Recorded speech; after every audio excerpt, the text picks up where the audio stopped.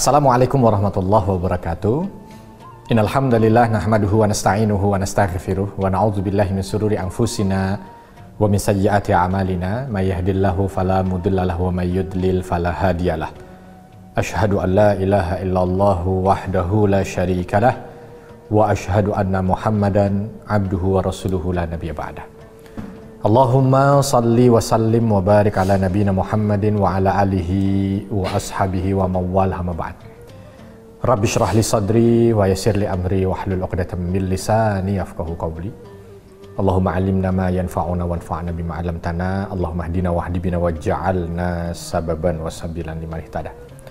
Segala puji hanya bagi Allah. Salawat dan salam semoga selalu tercurah kepada junjungan kita Nabi besar Muhammad sallallahu alaihi wasallam.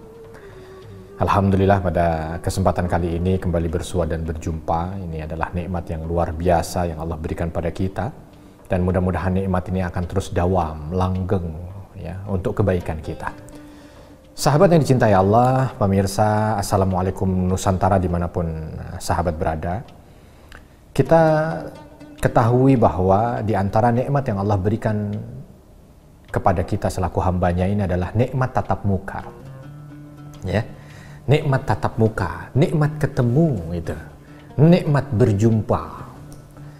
Ya, kita ngerasa waktu pandemi ya, di saat kita dibatasi segala aktivitas itu, ya hanya untuk jumpa aja susah, ya orang saling curiga, bahkan di masjid saja dibatasi, harus renggang, harus apa.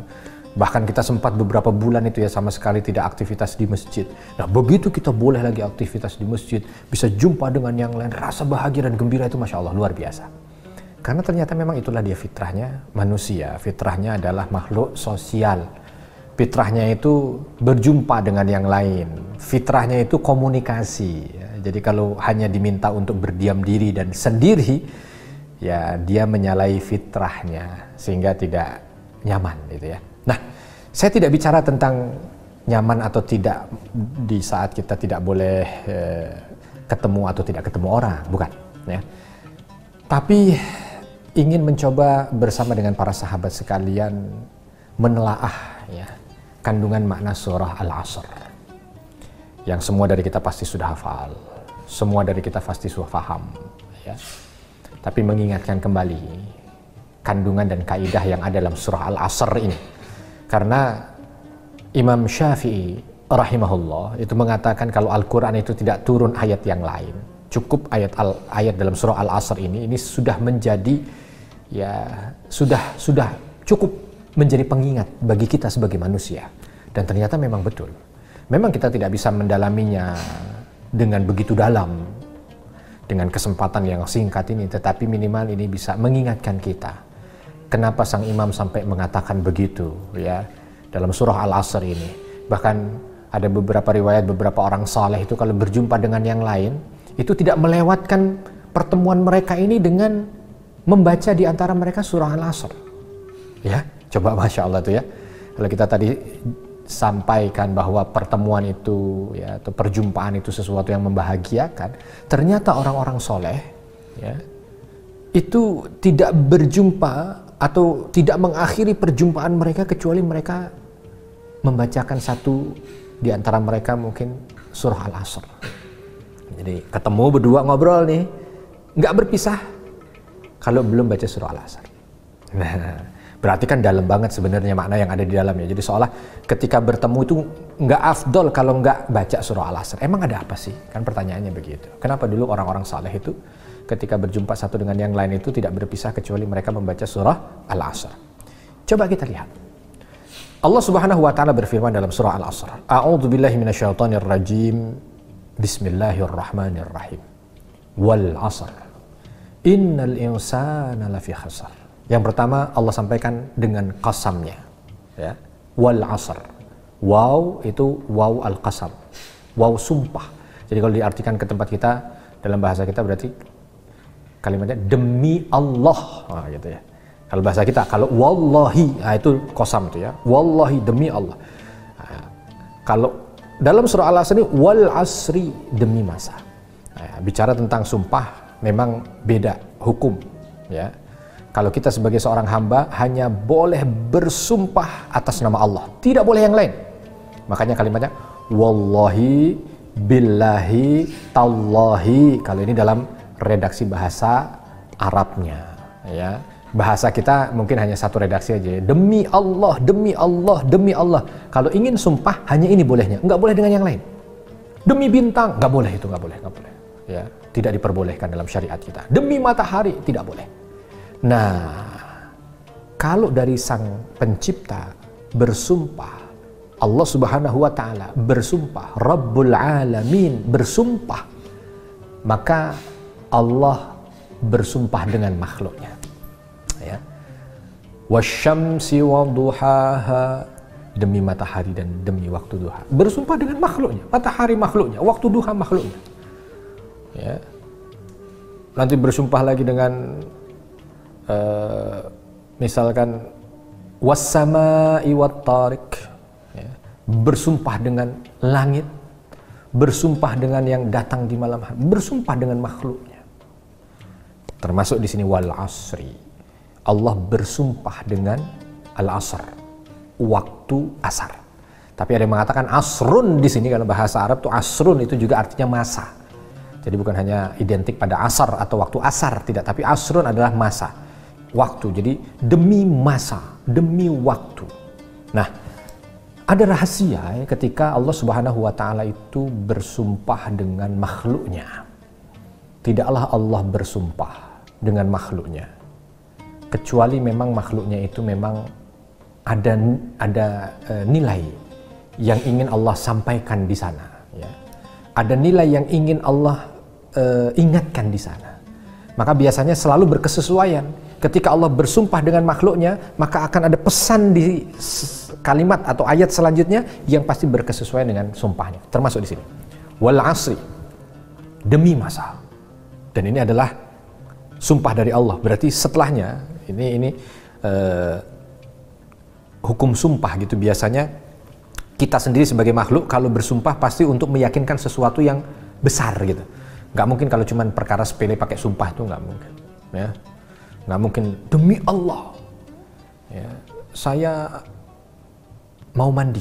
Kalau cuma mau mandinya nggak usah pakai demi Allah lah, gitu, ya. Pasti untuk sumpah dengan sesuatu yang besar gitu. Demi Allah, saya tidak mencuri. Nah, itu kan mungkin untuk meyakinkan dengan. Tapi kalau demi Allah saya sudah mandi, ya mandi aja nggak perlu pakai sumpah gitu kan. Artinya sumpah itu untuk sesuatu yang besar. Nah, termasuk di sini kalimat wal asri, demi masa, berarti Allah bersumpah dengan makhluknya. Selanjutnya akan ada sesuatu yang besar, dan ternyata sangat besar sekali. Sangat besar sekali.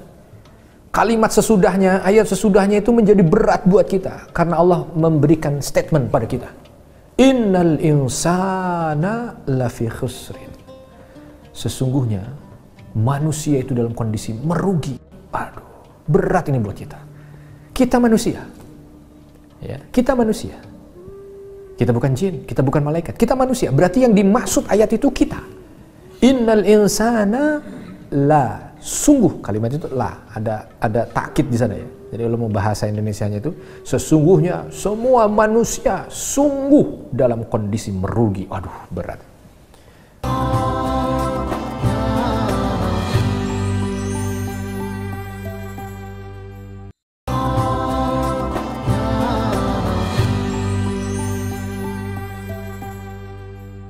Berarti saya, sahabat, ini masuk dalam ayat ini kita lagi rugi.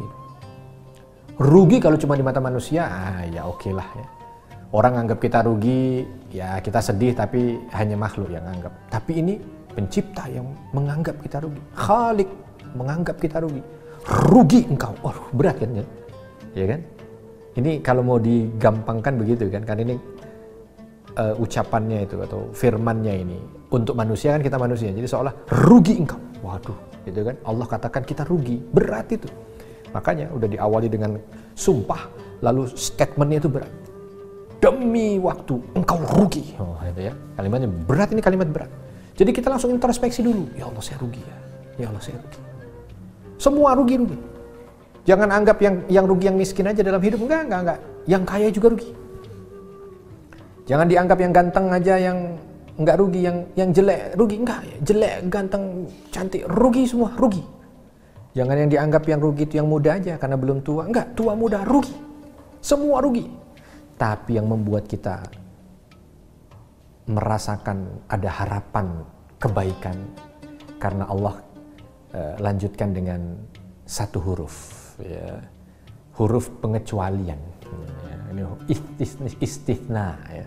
Illa, kecuali, langsung. Ya. Jadi bahasanya demi waktu kamu rugi, kecuali, masih ada kecuali itu, gitu ya, masih enak. Ya, apapun tuh kalau ada kecuali, ya, kecuali ini adalah sesuatu yang melegakan. Ya, kecuali ini adalah sesuatu yang melegakan. Kamu masuk penjara, kecuali kalau itu masih ada kecualinya, gitu ya. Ya, kamu harus bayar denda, kecuali, masih ada kecualinya. Tapi kalau udah tanpa kecuali, wah itu berat. Alhamdulillah dalam surat ini ada kalimat illa, kecuali. Nah ini yang akan menjadi nasihat, ya, di antara para orang-orang soleh itu, gitu. Makanya kita ketika melihat, ya wajar dulu orang-orang soleh itu, ya, mereka perjumpaan itu tidak mereka akhiri kecuali membaca surat Al-Asr ini. Iya betul juga, karena saling mengingatkan. Seolah ketika sebelum berpisah, ingat Allah sudah bersumpah dengan makhluknya bahwa kamu rugi, kecuali. Nah kecualinya jalankan supaya tidak masuk kategori rugi. Ya. Jadi mengingatkan dengan kerugian. Inilah dia nikmatnya hidup dalam iman, gitu ya. Saling nasihat, menasehati. Kenapa? Karena ya akhirnya kita tidak terjebak pada keburukan. Yang repot kadang-kadang ketika dia bertemu, ketika dia berjumpa, ketika dia bercengkerama, pertemuannya membuat dia justru terjebak pada kemaksiatan. Karena auzubillah min dzalik. Illa, kecuali. Siapa yang dikecualikan oleh Allah Subhanahu wa taala dari manusia-manusia itu? Yang disebutkan di awal bahwa mereka itu merugi. Siapa yang dikecualikan? Satu, alladzina amanu. Kecuali mereka yang punya iman. Iman kepada siapa? Iman kepada Allah, iman kepada malaikat, kepada Rasul, kepada kitab, ya, kepada qada qadar yang baik dan buruk, dan kepada hari akhir. Iman. Ya. Alladzina amanu, yang beriman. Nah, kita cek diri kita ini, kira-kira kita termasuk orang yang beriman tidak? Ya, di antara rukun iman yang ada, cek keimanan kita ini. Iman kepada Allah tidak? Gampanglah untuk ngetesnya, nggak usah pakai teori yang susah-susah. Membuktikan kita ini termasuk orang yang beriman kepada Allah atau tidak, di saat Allah berikan kewajiban pada kita, kita jalankan atau tidak. Udah, itu aja, itu gampang. Allahu Akbar, adzan. Kita dengar di telinga ini, kuping ini dengar adzan. Kita mau ngetes kita ini iman atau tidak, tinggal kita lihat perilaku kita. Dengan azan itu menggerakkan kita untuk sholat atau tidak? Kalau kita nggak tergerak untuk sholat, bahkan justru suara volume TV-nya yang digedekan supaya tidak terdengar suara azan itu, disitulah berarti iman sedang hilang. Ya. Atau mungkin azan subuh, ya, supaya tidak terdengar, kuping ditempel ditutup dengan bantalnya. Di situ iman sedang hilang. Atau mungkin untuk melihat yang gampang lain, ya, mudahnya, kita mudah melakukan maksiat. Di saat kita mudah melakukan maksiat, berarti itu sedang tidak ada iman dalam hati. Karena Nabi SAW menegaskan, la yu'minul as-sarik hina yasrik. La yasrikus sarik hina yasrik wa huwa mu'min. Tidak ada seorang itu yang mencuri, di saat dia mencuri ada iman, itu nggak ada. Pasti tidak ada iman di hatinya. La yazni zani hina yazni wa huwa mu'min. Dan tidak ada orang yang berzina, di saat dia berzina itu ada iman di hatinya. Nggak ada. Jadi seolah maksiat ini menafikan iman. Hati-hati. Ya. Kadang-kadang kita nggak ngerasa gitu. Atau bahkan na'udzubillahi min dzalik, ada orang yang menikmati kemaksiatan. Ya, dilakukan kemaksiatan, dia nikmati maksudnya. Dia ribah, dia nikmati ribahnya itu. Dia fitnah, dia nikmati fitnahnya itu. Dia bohong, dia nikmati bohongnya. Ya. Yang lebih parah lagi mungkin kalau masuk kategori dosa-dosa besar gitu ya. Dia membunuh, dia nikmati membunuhnya. Nauzubillah. Dia berzina, dia nikmati zinanya. Dia khamr, dia nikmati khamrnya. Yang begitu kata Rasul, nggak ada iman dalam hati. Ya. Tapi kalau dia masih punya rasa takut dengan maksiat gitu ya, masih ada iman. Jadi ngeceknya kan gampang ya. Gimana di saat sedang ada datang perintah, bersegera atau tidak? Kalau bersegera, iman masih ada. Di saat ada maksiat, takut atau tidak? Kalau takut, iman masih ada.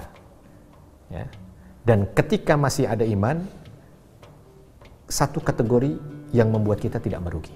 Tapi baru satu kategori, bukan satu-satunya kategori. Satu kategori yang membuat kita tidak merugi.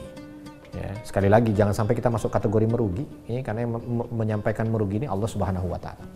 Alladzina amanu wa amilus shalihat. Yang kedua, beramal soleh. Tuh.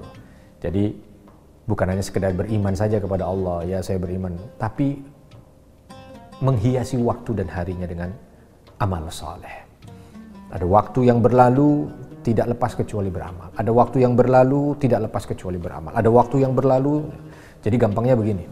Mereka yang tidak merugi itu ketika melihat jam, ketika melihat mungkin ini pagi apa duha apa sore apa siang, itu yang terbetik di otaknya itu apalagi yang bisa saya kerjakan dari amal soleh. Nah gitu, ngeliat jam berapa ya, wah ini bisa duha, gitu. Karena ngeliatnya di waktu duha, ya, aduh ini masih ada kosong nih, ya istirahat masih ada waktu, ya masih ada 10 menit lagi. Akhirnya apa? Dia buka handphonenya, dia buka aplikasi Qur'annya, dia baca, ya. Dapatlah 2-3 halaman Al-Quran, dia bersyukur. Itu dia orang yang gak ngerugi, ya. Ketika dia dapat rezeki harta, yang dia pikirkan berapa yang bisa saya sedekahkan untuk kebaikan, itu dia yang tidak merugi karena dia beramal soleh.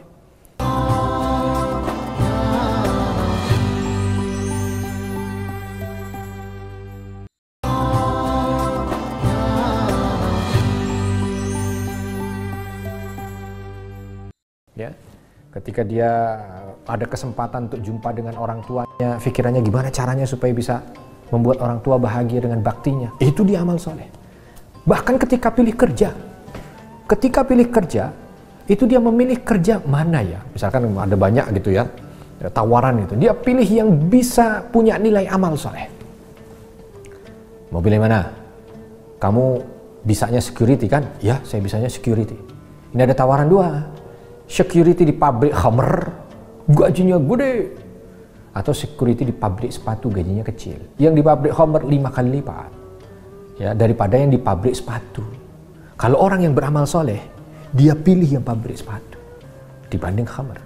Hummer sarana maksiat udah nggak ragu ya, nggak ada perdebatan di antara kita. Sepatu, bisa jadi sarana manfaat. Bikin dia security sepatu, dia bikinin sepatu, orang bisa banyak pakai sepatu. Ya, sepatu digunakan untuk sekolah, maka dia dapat pahala dari orang yang sekolah itu. Sepatu digunakan untuk kerja, maka dia dapat pahala dari kerja. Bahkan mungkin kalau dari kerjanya orang yang pakai sepatu itu pulang bawa rezeki, pulang bawa nafkah, dia berikan kepada keluarganya, itu dia juga dapat. Kenapa? Karena dia ada saham untuk bisa mendatangkan kebaikan itu tadi. Coba bayangkan kan? Nah ini amal soleh, niatnya amal soleh. Ya udah.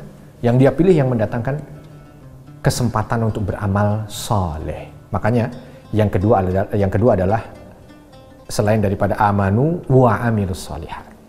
Nah yang ketiga dan keempat ini penting. Ya, yang ketiga dan keempat ini yang penting. Selain kita beriman, selain kita beramal soleh, Allah Subhanahu wa Ta'ala sampaikan 3 dan 4 ini dalam satu paket sebenarnya sama. Wa tawasau bil haqq wa tawasau bis sabr. Yang saling nasihat menasehati dalam kebenaran dan saling nasihat menasehati dalam kesabaran. Ya, ad-dinun nasihah. Nabi mengatakan begitu. Bahwa inti dari agama ini sebenarnya nasihat. Nasihat untuk siapa? Nasihat untuk lillahi wali rasulihi wali a'immatil muslimin wa ammatihim. Nasihat untuk Allah, nasihat untuk Rasulnya, nasihat untuk para pemimpin, nasihat untuk seluruhnya. Maksudnya bagaimana nasihat untuk Allah? Maksudnya kita nasihatin Allah? Tidak. Nasihat untuk Allah adalah nasihat menasehati di antara hamba untuk mengingat hak Allah. Makanya kalimatnya hak, kalimat kebenaran. Ya. Jadi kita itu jangan jadi manusia yang permisif kita. Manusia yang dimajah. Padahal umat ini akan menjadi baik gitu ya. Kalau dia itu amar ma'ruf nahi mungkar. Ya. Umat ini akan menjadi mulia kalau dia amar ma'ruf nahi mungkar. Kalau dia cuma diem aja, diem, Ngelihat keburukan diem, ya. Ngelihat kemaksiatan diem, ya udah diem aja. Wah, hati-hati malah justru yang seperti ini. Bahkan Allah sampaikan, apa kamu ini merasa aman dengan azabku yang akan mengenai seluruhnya dari kalian. Bukan hanya orang yang bermaksiat saja. Jadi orang yang soleh pun, kalau solehnya itu hanya soleh individu semata, sholatnya aja yang rajin, ya, puasanya aja yang rajin, tapi begitu melihat kanan kirinya ada maksiat, dia diem aja. Ketika melihat saudaranya sedang tergelincir, dia diem aja. Bahkan ketika melihat anaknya aja yang nggak sholat, dia diem aja. Melihat istrinya yang mengumbar aurat, dia diem aja. Hancur sudah begitu. Ya, ini yang disebut dengan manusia yang merugi. Makanya Allah Subhanahu Wa Taala sematkan poin 3 dan 4 ini seolah satu paket. Tawasau bil haq, saling nasihat menasehati dalam kebenaran. Nah ini jadikan budaya, jadikan budaya. Ya, nggak usah jauh-jauh, mulai dari keluarga kita dulu aja. Yuk sebelum tidur, suami nasihati istri, istri nasihati suami. Ini kan kadang-kadang yang nggak lazim. Ya, kalau kalau orang tua nasihatin anak lazim lah. Oh begini kamu mau belajar, kamu sholat, lazim. Tapi kalau suami nasihatin istri atau istri nasihatin suami yang kayaknya nggak tahu kenapa nggak lazim. Saling dong, saling. Ya. Saling itu maksudnya begini, ya mungkin sang suami minta sama istrinya, ma nasehatin papa, oh gitu ya, pa nasehatin mama. Jadi sebelum tidur itu ada saling nasehat, kan enak. Ya. Nah ini juga kadang-kadang kita udah menasehati berat, yang jauh lebih berat lagi nerima nasehat. Nggak tahu kenapa ya, ini bisikan setan itu. Kalau diomongin susah, atau orang tuh paling nggak suka kalau diomongin. Kenapa? Orang kok paling nggak suka kalau diomongin, orang paling nggak suka kalau dinasehatin, padahal itu nyata gitu kadang-kadang. Ya, nah ini juga masalah ya, pastilah kalau kita ngerasa nih sekarang, kalau kita dinasehatin orang kok kita rasanya nggak enak gitu, kita rasanya tersinggung, kita rasanya marah, kita rasanya nggak suka, itu merugi itu kita, merugi. Harusnya kita bahagia karena orang yang ada itu menjalankan perintah Allah dengan menasehati kita, ya sehingga kita punya sarana untuk menjadi orang yang tidak merugi. Ini kadang-kadang enggak dinasehati, apalagi kalau yang menasehati itu orangnya mungkin secara strata di bawah dia, gitu ya, secara ekonomi di bawah dia, langsung, emang kamu siapa? Gitu. Ya Allah, dia nggak ngerasa ini kalau sedang dilihat oleh Allah dan mungkin bisa terjebak dalam kerugian. Hati-hati dengan segala apa atribut dunia ini ya, membuat kita akhirnya tidak mau terima nasihat ya. Yang paling hancur adalah mereka yang tidak mau terima nasihat, dan itu yang diajarkan oleh Nabi. Nabi SAW banyak kesempatan ketika sahabatnya memberikan masukan, beliau terima dengan lapang dada. Ya, karena Nabi faham betul akan hancur satu bangsa ketika orang di dalamnya itu tidak lagi mau saling menasehati, dan akan jauh lebih cepat kehancurannya ketika orang-orang di dalamnya itu sakit hati ketika dinasehati atau tidak suka ketika dinasehati. Maka bismillah, mudah-mudahan kita orang-orang yang diberikan kemudahan untuk memberikan nasihat, ya, baik itu dalam kebenaran dan memberikan nasihat dalam kesabaran, ya apapun bentuknya lah, ya ini sabar dan kebenaran ini kan satu paket sebenarnya. Tapi intinya membiasakan diri untuk saling menasehati, dan terlebih lagi membiasakan diri untuk menerima nasihat agar bangsa kita ini makin jaya, makin besar, ya, memimpin peradaban dunia. Dengan apa? Dengan apa yang disampaikan oleh Allah. Tidak akan merugi kita sebagai manusia kalau kita beriman. Tidak merugi kita sebagai manusia kalau kita beramal soleh. Dan tidak merugi kita sebagai manusia kalau kita saling menasehati. Dengan kebenaran dan kesabaran, mau untuk memberikan nasihat, dan menerima dengan lapang dada segala nasihat yang masuk kepada kita. Mudah-mudahan yang sedikit ini mampu untuk bisa mencerahkan saya pribadi dan kita bersama, dan semoga kita yang hadir saat ini diberikan kekuatan untuk tidak menjadi orang yang merugi di dunia. Kalau ada kesalahan saya mohon maaf, dan kepada Allah mohon ampun.